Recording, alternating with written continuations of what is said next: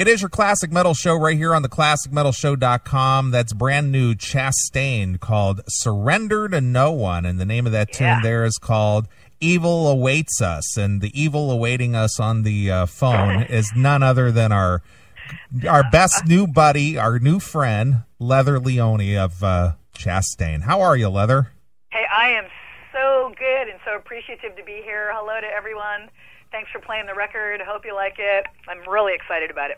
Well, you know, we had you here on the show a few months back when you and the V from Veronica from Benedictum called in, and you guys were just having a great time hanging out together. And, you know, at the time, you know, you really couldn't say too much about this release because it was so early in the making. But now that it's, you know, coming down the pike. Now that it finally came to be, it had to be of a certain caliber, and so we were really waiting to see what was going to happen. And you know, we took our time. We just did it ourselves. We don't have any major machine behind us, so that was the beauty of it, taking our time. And now it's out, so now I can talk about it. I'm pretty excited.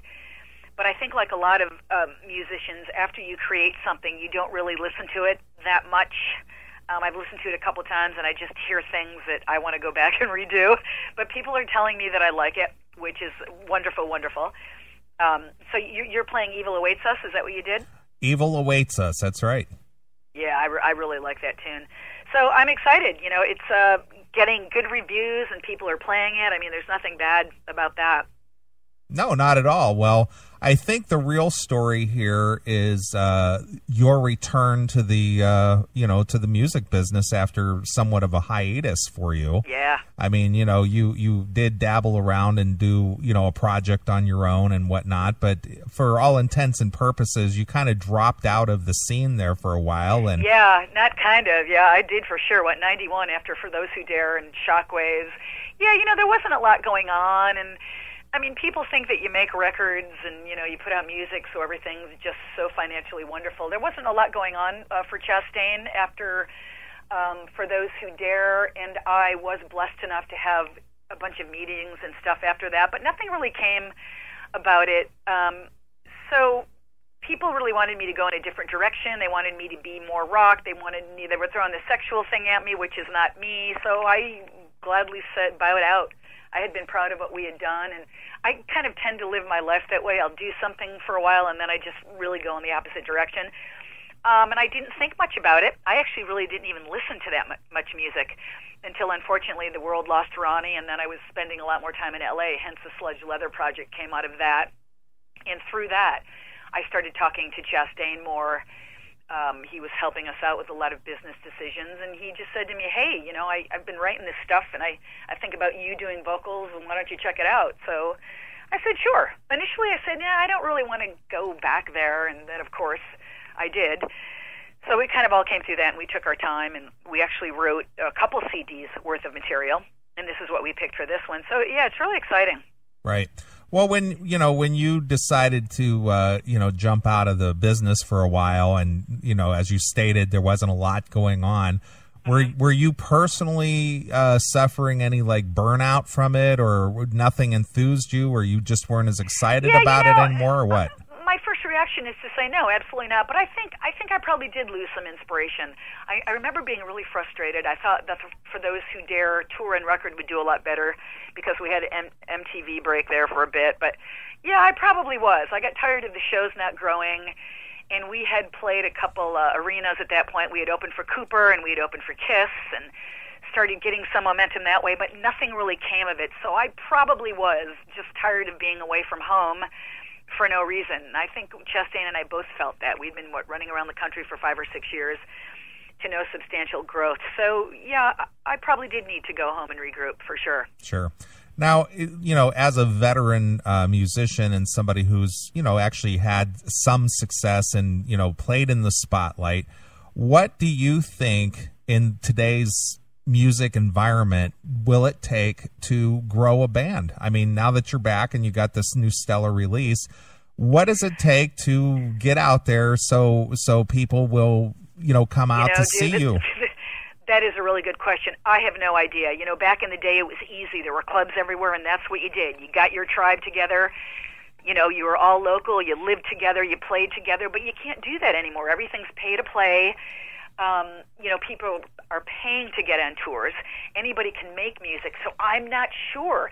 I don't know, do you have to get 30,000 people on Facebook for someone to pay attention to you? I think it probably still evolves around the same thing of playing out, exposure, right? I'm lucky where I have a little bit of a notoriety so people know us, so they'll buy it and they'll listen. I'm not sure. I don't have the answer to that. I know that the scene in Europe is a lot better than it is in this country. They're a little more rabid over there about metal. It's finances, right? It's about getting yourself out there, and it's really about money now. Yeah, absolutely. Yeah. People are, Vicious Rumors are friends of mine, and I can't believe the amount of money that they get paid for, that bands pay to go on their European tours. It's sick. It's phenomenal. So I guess that's what you're doing. Isn't it always about the bottom dollar? Oh, yeah, absolutely. Yeah. Well, the Classic Metal Show is 18 years old. I've been doing this 18 years. I established the show in 1996 just so that's when the tides were turning in the music industry to where, this style of music was, basically non-existent as far as a platform was concerned. And my sole goal at the time when I started the show was to give bands like Chastain a platform to, be heard. And I've self-financed the Classic Metal Show because there's really no dollars behind doing this kind of a thing. And that's the most unfortunate thing, especially when there's such talented bands, such talented musicians, and such great releases out there. And there still were a lot of those metal bands out there, right? They were still around. They just weren't being accepted. Right. Yeah. But and a lot of times people tell me too, they're like, "Man, you got out just in time. There was nothing going on in the metal scene." I certainly didn't calculate anything that way, but it seemed like it was a rough time for bands. But I don't know. Everything goes full circle, right? Everything comes and goes, and I guess it's about just sticking through it. I always think of Doro. Doro, besides the fact that she has the machine behind her, I adore her. She has never stopped ever. Right. She just kept going, and a lot of us aren't able to do that. But I'm glad that again, thank you so much that people even care about what I'm singing and saying these days. That's pretty phenomenal. There certainly is a core of people who hold on to you and they keep you in their hearts. It just doesn't go anywhere. Right. Absolutely. Now that was the beauty about V. That V started so much later in her life. God, I don't remember who introduced me to V. I think it might have been Rock Over America, Mark Lewis, but. When I was talking to her, she actually wanted me to do some recording with her a couple of years ago, and I said, "You know what, V, I'm just not ready. I haven't been singing, I haven't been doing anything." So I've kind of, started talking to her through that, and she was like, "Leather, it's really tough out there." I wasn't quite sure what she was saying till now. It's really tough. Yeah, absolutely. Well, as you know, she's been a one woman promotional machine behind Benedictum, and as well as herself. She is a machine, yeah. And she understands that it's just going to take a lot of grassroots efforts to get your name out there. And so, what is the plan for Chastain where this release is concerned? What are you guys doing? Obviously, you're here on the show with me talking about it, right? But well, that's a conversation that I have with Chastain daily. It's pretty frustrating for me. He's not really that into touring, and he never really was, but I guess it was more necessary back then. We're getting a lot of festival slots offered in Europe. He's not going to go do them. I know that we'll do a couple one-offs in the Ohio area next year where, basically, Chastain started. But, yes, he always says to me, when we get the right phone call and it's financially viable for everybody, then I'll do it. But, he's like, the days of playing clubs for 100 people are over. So, I have my bags packed right now by my door over by the Germany flag from when I came back from Germany with Sledge Leather. I would be ready to go do it. But I understand, he believes that we're of a certain caliber, and that's what he's going to hold everything to. And, because people think just because that you make records that, you can just go out on these fabulous tours, and it just doesn't happen that way. But like I said, we are getting offers, which is a really, really good thing for one's ego. So we'll see what happens. I'm hoping that so many people buy and listen to Surrender to No One that, we'll just have to get out there more. Right. Well, one of my favorite bands of all time that fell victim to the whole financial viability of a band was the band Metal Church. Oh my God, I loved Metal Church. Yeah, oh, God, I know. Well, they had put out an announcement not quite 4 years ago that, okay, we're done, it's over, we're calling it quits. It's just not financially viable for us to continue on, and we're just going to have to say goodbye. But in reality, what they were saying, and they should have said it, and I had Kurt Vanderhoof on the show here recently, that they're back with a brand new release, and it just kicks major ass. And it does. Now, that's a different singer, though, right? Yeah, it's Ronnie Monroe. Yeah. But he does the old material justice and does the new material justice. He's just a fantastic guy. But they're back because somehow, some way, they've regrouped and figured out a formula that would make it worthwhile for them to continue on as a band. Yeah, you're right. There are ways to do it, but I you and V are right. You just have to throw yourself out there all the time, and now it's just different. Now there's mortgages to pay, and it's just different. But I'm more of a road dog than he is. I mean, I would pack up everything tomorrow and go out for a month. If I had to go and live with my mom in upstate New York to do it, I would do it. But I'm working on him. Very cool. Well, tell us a little bit about how this record came together and how you regrouped with Chastain and Well, like I said, he just started sending me some stuff. He's like, let's just play around with it and see what happens. So he started January, I don't know, last year basically. He started sending me stuff, and in my cute little Audacity program, I was sending it back. And I got to tell you, initially it wasn't really working. It was like, David, I mean, this music just really isn't cutting it for me. It's just not working. And then he started just sending me different groups of songs that he had. And after time, and again, having no pressure, it just really started coming together. I think Surrender to No One and Save Me Tonight were a couple of the first songs that I actually went to my friend's studio down the street here to really see what it would sound like, because Audacity kind of sucks, especially with my recording skills. It's a nightmare. And then it really just drew me back into working with him. I started feeling the vibe and getting to it, and so we just kept going. And like I said, we wrote about 25, 26 songs. And then I went and recorded it. And the interesting thing was this drummer, Stan, just blows my mind. And I didn't actually hear his drum tracks until I was in the studio laying down my vocals. So, when I heard him, I'm like, wow. He just brings a modern edge to it to me and just kicks. So, like I said, we just took our time and did what we did, and it seemed to work out okay. I think we got the balance between classic Chastain and putting a little modern thing in it, because you can't stay in the 90s forever.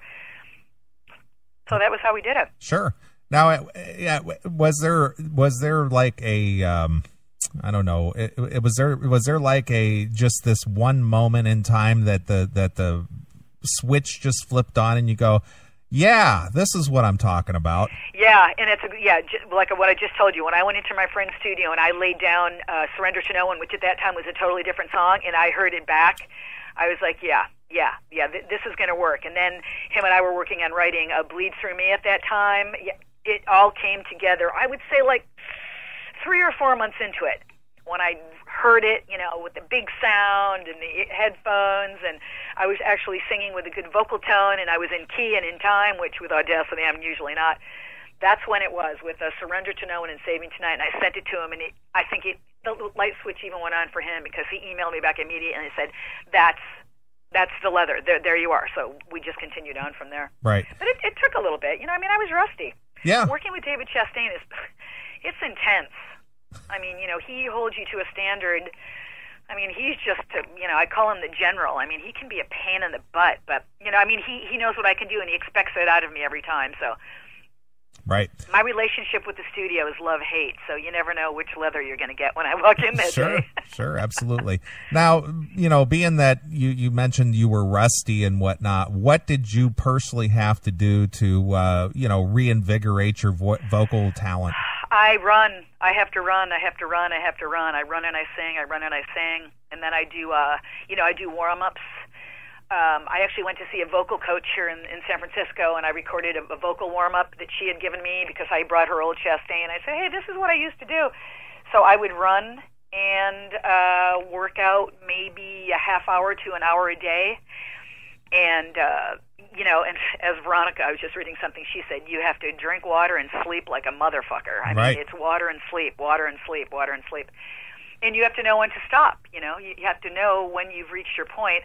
Because, you know, I don't sing all the time anymore. So for me to sing 5-6 hours in the studio every day, you know, it's not really feasible. You aren't going to get the best thing out of me. So you have to learn how to pace yourself and also to contain your excitement. You know, because I think sometimes as vocalists we just want to blow all the time, and you can't do it. You have to breathe. But basically it's running for me. I have to run, yeah. Right. Well, was there ever a time there prior to doing this you thought to yourself that you wouldn't be singing anymore? Yes. Before the Sledge Leather record, I was going back and forth to L.A. into some studios, and, oh, dude, it was terrible. It was actually a band that Sledge was playing in at that time, and they were doing Alice in Chains cover, so I sang a couple of those, and then I was trying to do Barracuda, and I destroyed those CDs. It was horrible. I said, I can't. Yeah. It was really pretty bad for a couple of months, but I knew that I just had to stick with myself because I hadn't sang it. I mean, when I left the music business, I stopped doing fucking everything. Mm-hmm. I didn't sing. I mean, my friends tell me that I still sang when I was walking around, but I was singing Pink and Britney Spears. I wasn't singing metal. You know, I was listening to pop radio. So, yeah, I would say there were a good 5-6 months where I'm like, you know, I don't think this is going to work. But, you know, my ego stepped in, and it's like, God, I got to do this. I got to do this one more time. Sure. Now, are you glad you're back doing this? Oh, God, yeah. Oh, yeah. I'm so re-inspired and reinvigorated. And, you know, Veronica helped me out with that a lot. You know, I went and spent time with her, and I worked with her in the studio. And, yeah, I'm pretty inspired and hungry again. And I'm hoping...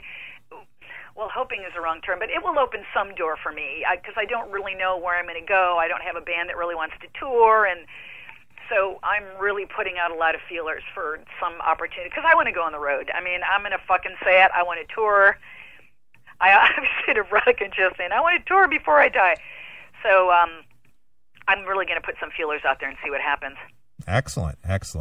Now, you were potentially going to be one of the performers on this debacle that was the Rock Harvest over there in... oh, God, I was so bummed about that, yeah. Yeah, well, we covered that pretty extensively here on the Classic Metal Show, and, you know, what a bust that was, and, you know, all the shenanigans that went on that caused this thing to be, you know, a disaster. And, but there still was a show, right? Well, yeah, but there wasn't any name brand people there. It was all like local bands. It was like, but they sold tickets predicated on headliners.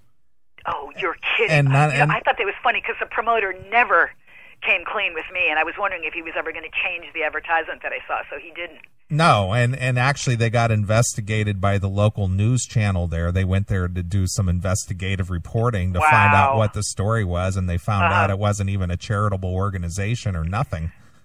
Wow, so he just really blew it, that guy. Oh, yeah, big time. I was so, oh my God, when V called me and told me about that, she goes, look, I have this idea. You know how Veronica's like, call me, I've got all this stuff going on.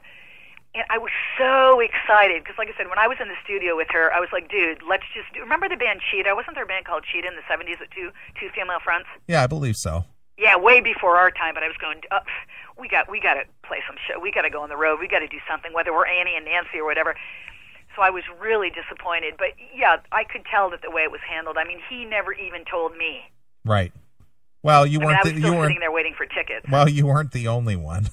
Yeah, I know. So, but yeah, I was really disappointed. But I will be on a stage with Veronica. I will definitely do that. Sure, absolutely. Well, we were going to make the trip over there and hang out with everybody and, you know, meet you in person and you know, but it just became ugly and just a mess and didn't happen. But I knew that you know, when we had you on the show here a few months ago and that, you know, we had just briefly talked about that. We were really looking forward to that, you know, teaming up with Veronica. Oh, yeah, it's going to be. Well, you know, I'm sure you've seen pictures of me, but I always joke with Veronica. She's this Amazon, this beautiful Amazon with the big boobs, and I'm like the short tomboy with no boobs. So, I mean, it's going to be great when we're both out there. Nice. You know, she's got the high heels on that she has to, like, lean against something. It's going to be so much fun because it is going to happen. From the moment I talk to her, I know that we have a future doing something together. We just feed off each other too much. And I was introduced to her because somebody said, "Oh my God, there's this girl who sounds just like you." Right. And I listened to her. I said, "She sounds nothing like me. She sounds like Veronica Freeman." So, right. But when we were in the studio together, I mean, and then they would play the song, I would go, "Is that you? No, that's me. No, that." I mean, right. Yeah. And I don't think females, we don't credit each other too much. There's always this catty bullshit going on, and we aren't like that. Oh my God, I support her 100%. She does the same. Because it's so funny. There's a lot of things that go on, as you know, with women in this business. And I always look at when I get these things from these women, we aren't fucking Black Sabbath. Shut up, Just go do your job, sing your song, hope that you're as good as us, and move on. I mean, people are funny. Right. Well, what do you want to tell us about this new one from Chastain, Surrender to No One? I want to tell you to please listen to it from start to finish. I believe it's a conglomeration of material that doesn't catch you right away. ChastainMetal.com for all the information. You can get to my Facebook there. Please come to Leather Leone Facebook. Just listen to it. Listen to it. You have to do from Stand and Fight all the way to the end of Bleeds Through Me. Do it when you're in a nice, fast car with nothing going on. You have a clear mind. And you're going to enjoy it. Just embrace it. Surrender to No One. There's a reason why it's called that. And we're happy to be back. And I thank everyone for having any interest. And I'll see all of you in the future. I'm going to be playing some stages. Excellent. Well, the most important thing is go buy it and then listen to it. Don't just download it. Oh, yeah, I'm sorry. That's right. Because, oh, my God, the illegal downloads. Chastain just sent me, like, pages and pages. He's ready to shoot himself. Yeah, go buy it. And I guess you can buy physical CDs, although I think everybody's out of them right now. But you can still buy off iTunes and stuff, right? Yeah, it's all on the website. Sure. Excellent. Because people don't really buy CDs anymore, do they? Yeah. That's almost a dead medium anymore. I was home recently speaking to my 27-year-old nephew, and of course I knew that he knew nothing about vinyl. But he goes, "Oh, you guys put records out on? You put music out on CDs?" No idea, no concept about it. Sure. Thank you so much for your interest. You know that you'll meet me and we'll talk again. Oh, absolutely, and you're always welcome to be here on the Classic Metal Show. Thank you so much. All right, Leather. Well, before we let you go, we always ask a traditional Classic Metal Show question. I don't remember if we asked this to you when you were on last time, but how has Lemmy from Motorhead influenced your career? Oh my God! I think he's just influenced my personality. Going back and forth to LA so much and seeing him at the Rainbow and watching these things about him. It's his personality of just being a talent, just being a musician. He doesn't care about all the bullshit that goes with it. Doesn't care what he looks like, what he lives in, nothing is show. He is just a pioneer.